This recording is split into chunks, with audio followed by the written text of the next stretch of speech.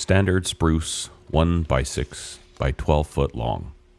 These are the boards that we use to make signs for my wife's Etsy business. But all of these ones have flaws in them. A lot of them have cracks running through them or really bad gouges in the surface. And rather than getting one small sign out of a 12-foot board, I've been saving them. What I'd like to do is cut them up into small pieces and make an end-grained axe-throwing target.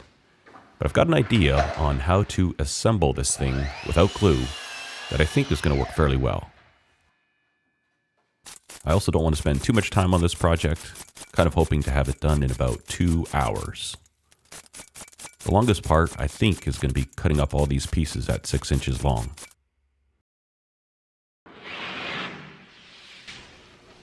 When I started this project, I thought I was going to have more wood to work with, but so many of the pieces were actually fully split in half that I didn't get the yield I was hoping to.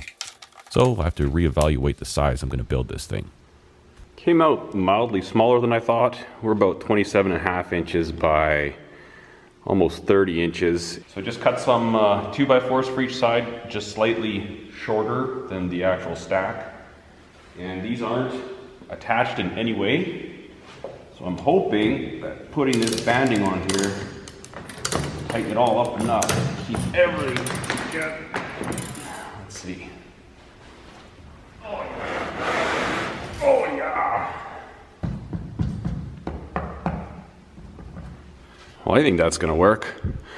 What I may also end up doing is cutting a piece of plywood and putting it on here just so these don't get pushed out. But we'll go ahead and lock this banding in, and then I'm also going to put a second one just right here. So this will be the front of the target. I understand most people probably do not have a banding machine like this. I don't either, but my dad does, and it's here. So I figured there's no reason to not just use it.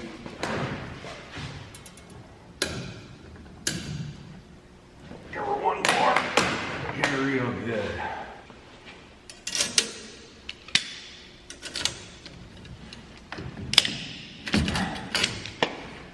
Just feeling sporty. May as well double band it. Okay. Yep. Beauty.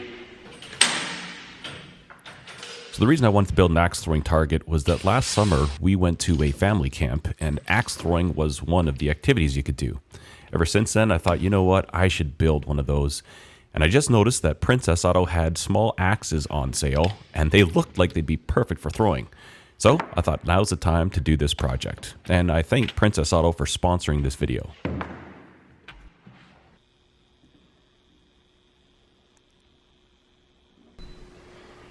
Simple putty knife. I think this is going to work great. Seeing as I'm not using glue in between the individual boards, I did decide to put a piece of plywood on the back and screw it down. That way it'll just kind of prevent them from trying to exit out the back as they're impacted on the front by the axes.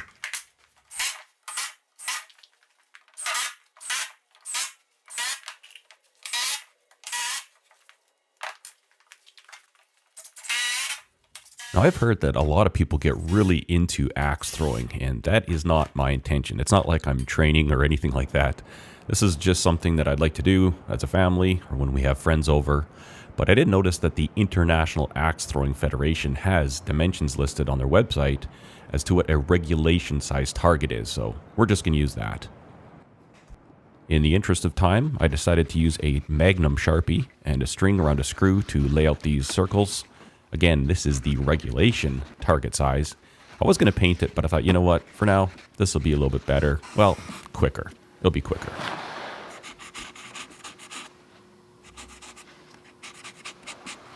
And as a real simple support structure, I'm just putting 2x4s on the side. I'll take it outside to where it's going to get located, and then I'll put some feet on the bottom, as well as some angle bracing, just to help keep it upright. I'm not entirely sure how well this is going to work, but you got to start somewhere. I've never built an axe throwing target. I don't really know what the impacts are going to be like, so experimentation. With everything pretty much done, I whipped into Princess Auto to grab these axes, $9.99. To me, they look like they would make pretty good throwing axes, so I grabbed 3 of them, headed home, and I was getting ready to set up the target. The only bummer is, as soon as I got home, it started pouring rain. So I had to wait for a little bit, but once the rain cleared up, I took everything outside, set it up, and I need to give it a test myself, just to make sure it works all right. If you put your back to the target and take 5 paces, that will generally put you in a pretty good spot for 1 rotation while you throw.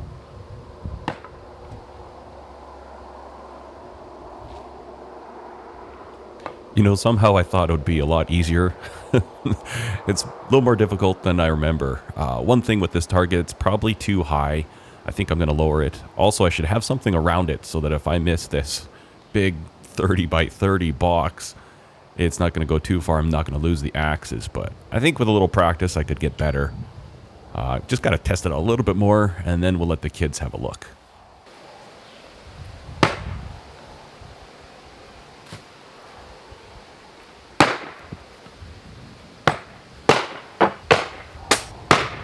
Okay, excuses. Let me use this as an excuse.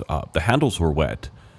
Well, it's not really an excuse. I'm terrible at this, but I'm also kind of disappointed with the way that this target behaves. Maybe I need to sharpen these axes. They're not super sharp, but I thought with an end grain, I thought they would act more like a dartboard. I thought they would stay in easier. I'm not really amazed by this thing. Or my skills.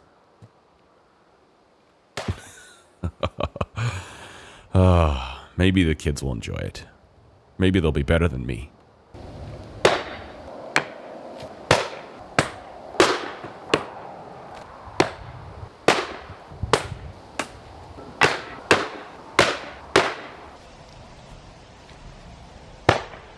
All right.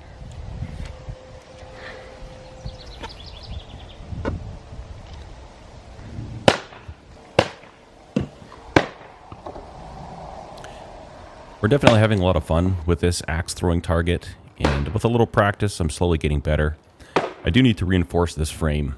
I never really estimated accurately the power that those axes impact this target with. So I think I'm going to reinforce the back of it, reinforce the sides, and then lower it likely, and also build a little shield around it. But for now, we're just going to keep on practicing. I want to thank Princess Auto again for sponsoring this video. Thank you for watching it. Hope you enjoyed it. And we'll see you in the next one. Cheers.